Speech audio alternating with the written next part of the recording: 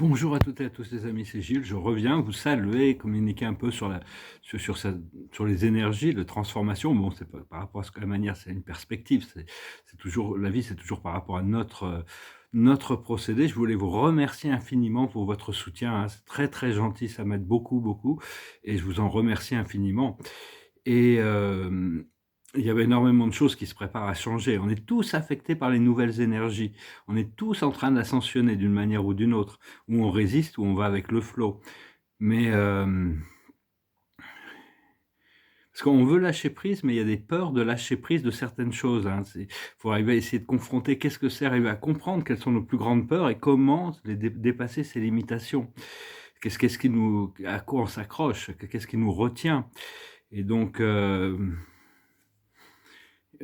en réalité, quand on rentre dans le moment présent, ce qu'on cherche, c'est à inspirer de la lumière, du prana, et expirer de l'amour, hein. C'est vraiment le but de la manœuvre un peu, et laisser l'amour grandir à l'intérieur de nous, se connecter à la flamme rose-violette, qui est une flamme de transmutation et d'intégration de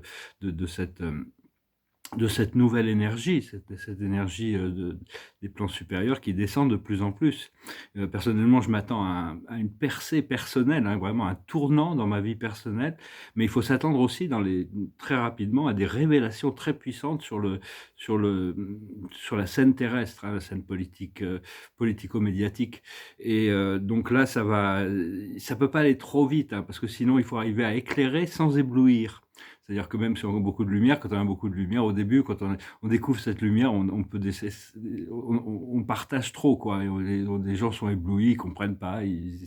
Donc il faut arriver à calibrer son énergie pour éclairer et pas éblouir. Donc c'est un peu pareil. Les révélations, elles viennent, mais bon, Dieu sait qu'il y a besoin ces choses ont besoin d'être intégrées, donc ça doit être progressif pour que ça se passe avec le moins de souffrance possible par rapport à l'humanité.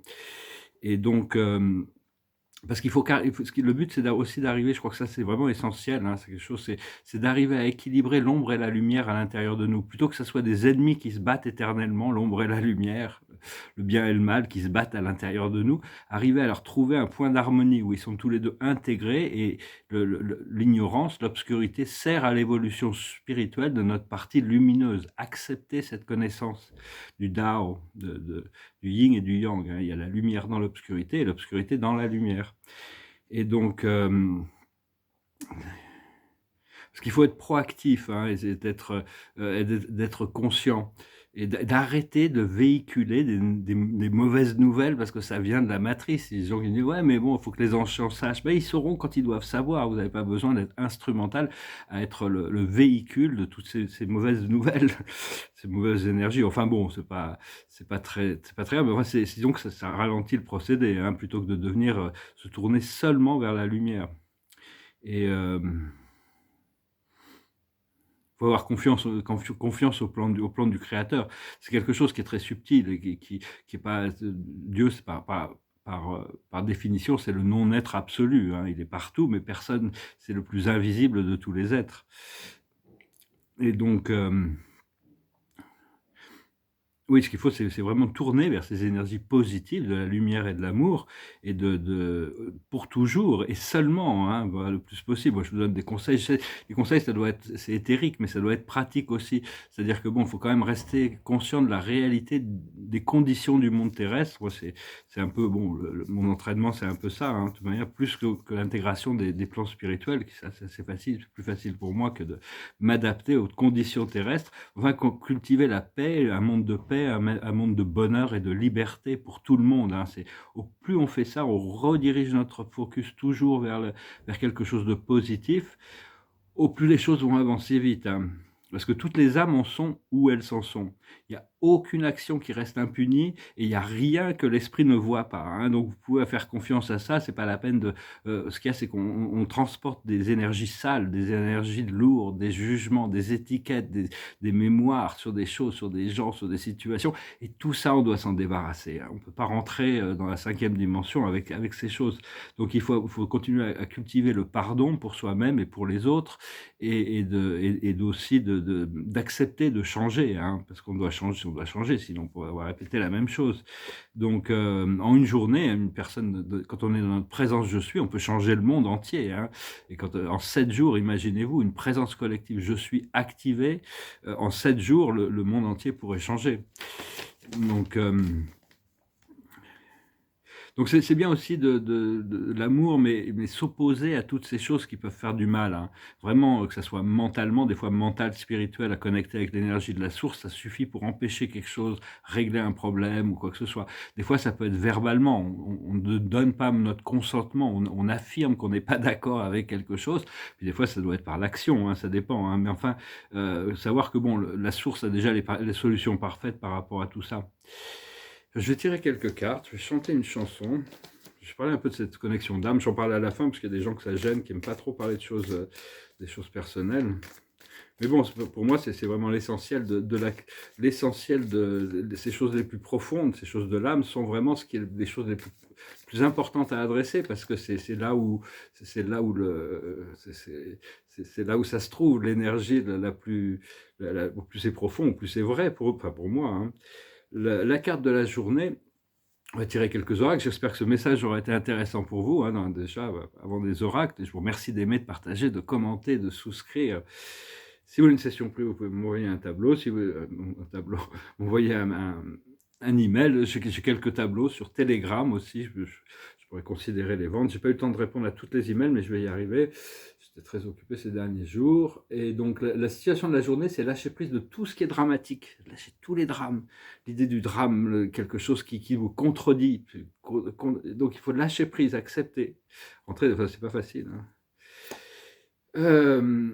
La plus haute sagesse, c'est que rien ne vaut son chez-soi. C'est de créer un environnement. Pour moi, c'est ça. C'est avoir ma maison pour pouvoir recevoir quelqu'un. Il y a quelqu'un que je besoin de recevoir, mais tant que j'ai pas ma maison. Donc, c'est d'être bien dans son corps, bien dans sa peau, bien dans son environnement, bien dans sa vie, bien dans son... Beaucoup d'entre nous vont être amenés à déménager, à changer, à bouger.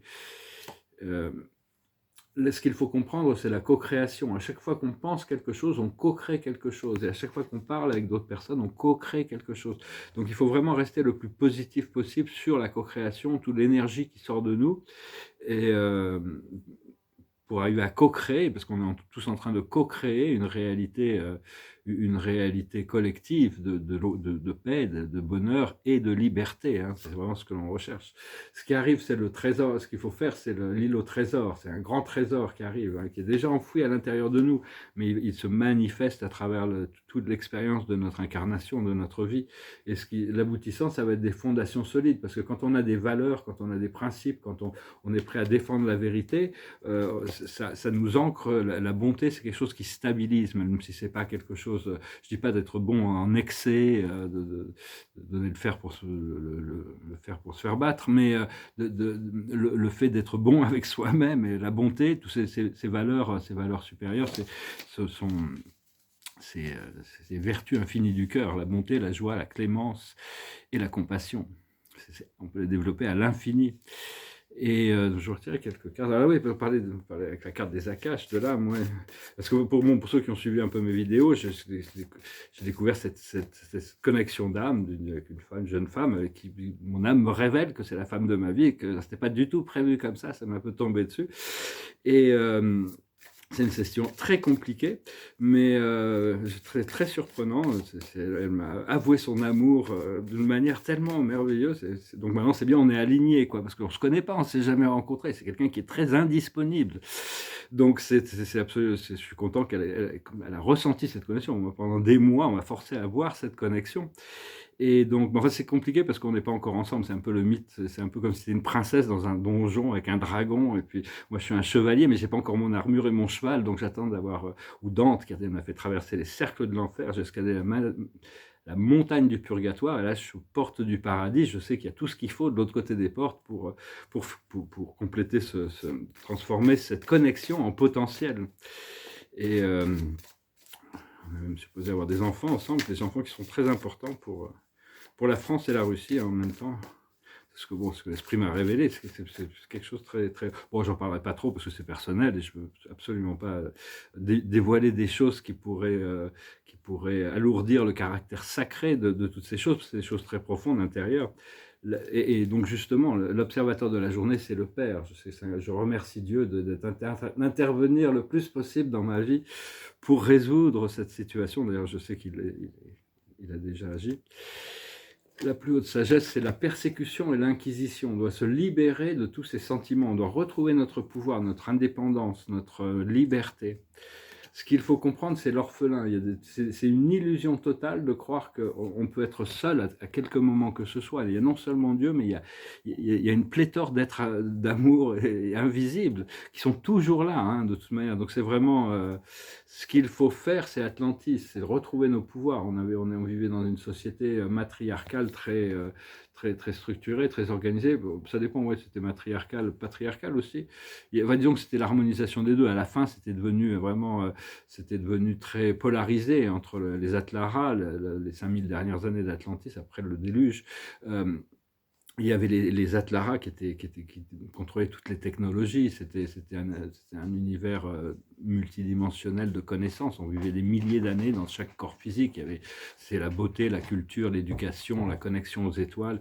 Et de l'autre côté, il y avait les Ariens et les fils de Bilial qui eux, étaient patriarcales, militaristes et corporatistes. Et à la fin, à travers à peu près une déception qui a duré plus de 1000 ans, ils ont réussi à comprendre certaines des technologies, parce qu'ils contrôlaient l'outil de production, donc il devait quand même y avoir,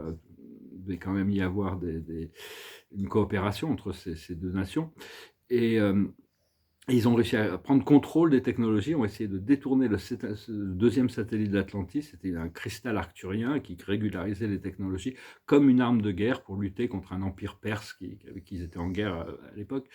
Et ça a créé, tous les cristaux de feu ont explosé comme des explosions atomiques, ça a créé il y a eu une exode, il y a tout un traumatisme qui s'est passé à travers ça, mais il y a eu aussi Atlantis, pour moi, c'est beaucoup plus les 200 000 ans d'âge d'or on a vécu là-bas, on était heureux, il n'y avait besoin de rien, c'était une vie c'était la plus haute civilisation qui a existé dans le monde physique, c'était un effort de réunir toutes les tribus.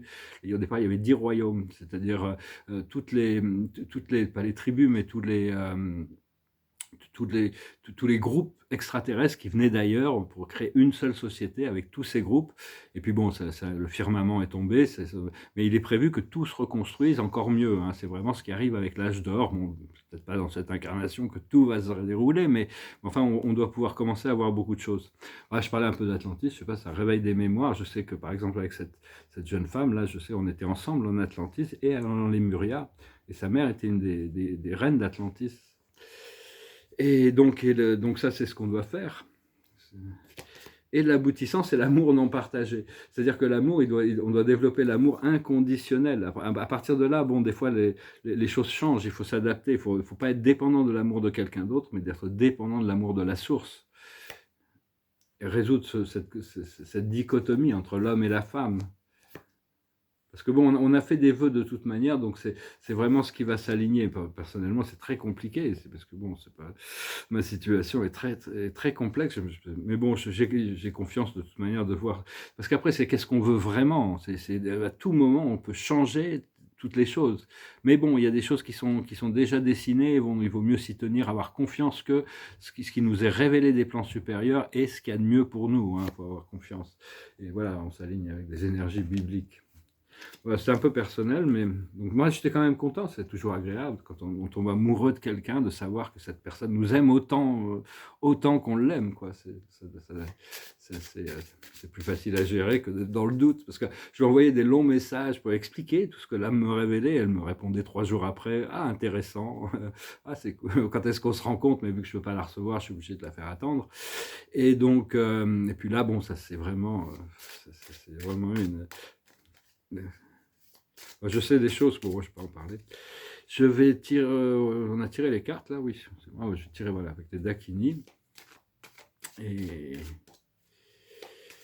donc, oui, c'est tout un procédé. Hein. Cette ascension, c'est vraiment c'est quelque chose qui se prépare pour nous tous.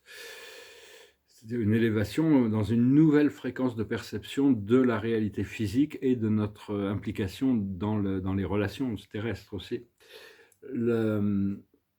L'observateur de la journée, c'est le phénix. Hein, on va renaître de nos cendres. Il faut avoir confiance. la plus haute sagesse, c'est se libérer des grandes tensions. Parce qu'il y a des tensions encore, hein, j'assure. Enfin, je ne sais pas si vous les vivez, vous les sentez. Une fois qu'on arrive à comprendre comment détendre les cordes, c'est-à-dire, il y a une certaine délicatesse à avoir dans la manière dont on traite les énergies à l'intérieur de nous.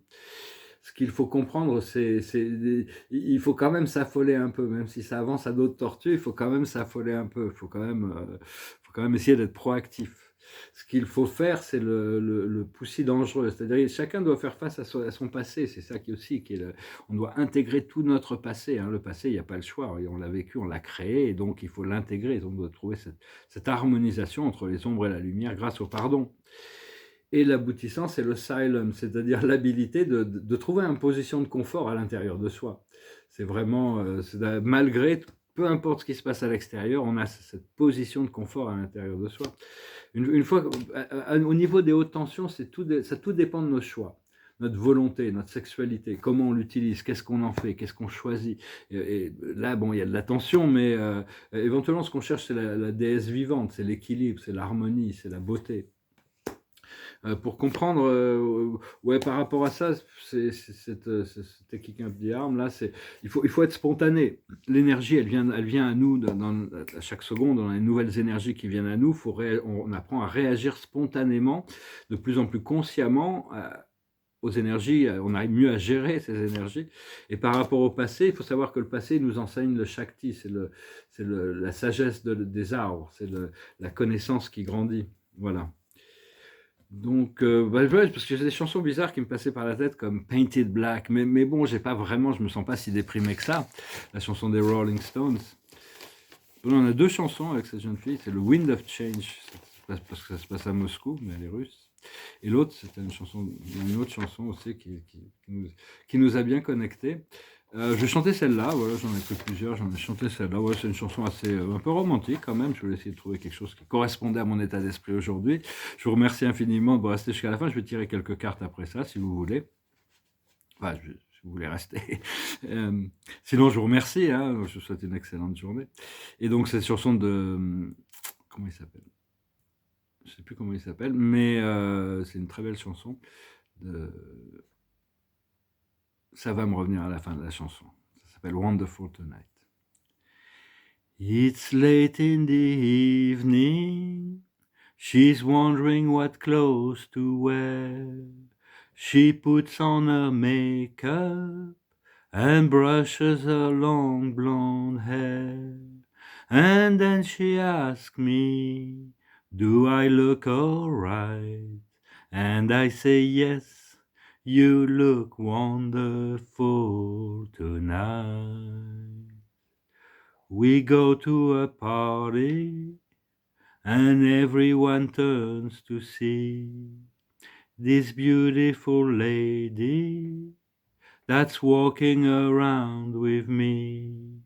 And then she asks me, do you feel all right? And I say yes. I feel wonderful tonight.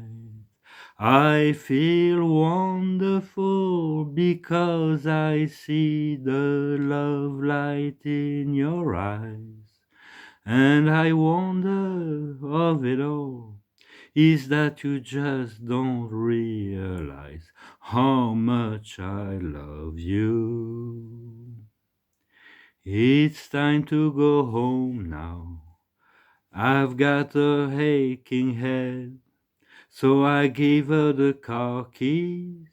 She helps me to bed, and then I tell her, as I turn out the light, I said, my darling, you are wonderful tonight.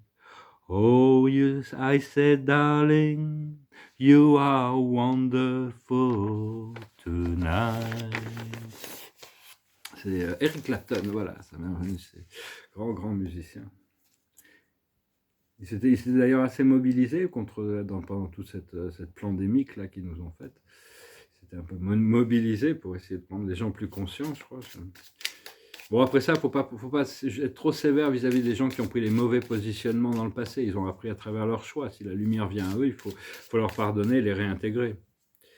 il y a beaucoup de célébrités qui sont mal positionnées pendant tout ce chaos, et puis certains qui sont mieux positionnés. Mais tout le monde est là où il doit être, dans son état de conscience. C'est ça qu'on doit prendre conscience et avoir plus confiance dans le plan divin, s'occuper plus de soi, enfin plus de sa conscience personnelle. Et l'observateur de la journée, c'est la clairvoyance. La plus haute sagesse, c'est l'enthousiasme.